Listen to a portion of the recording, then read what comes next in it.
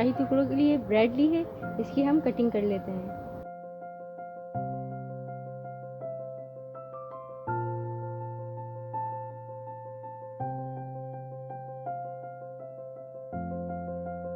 शीरा बना लेते हैं। 1 गिलास पानी, 1 कप चीनी। शीरा रेडी है। ठंडा करने के लिए रख देते हैं। 1 लीटर दूध ऐड कर देते हैं।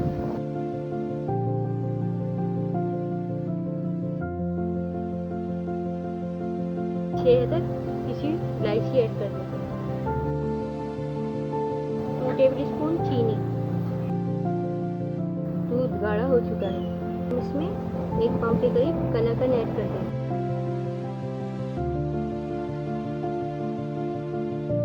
1 टीस्पून कटे हुए बादाम, 1 टीस्पून कटे हुए पिस्ते, 1 टीस्पून पिसा हुआ खोपरा, 2 टीस्पून फूड कलर। अच्छे से मिक्स कर लेते हैं। शाही टुकड़ों का दूध रेडी है। हल्का सा घी लगा लेते हैं। सारे स्लाइस एक एक करके सेक लेते हैं।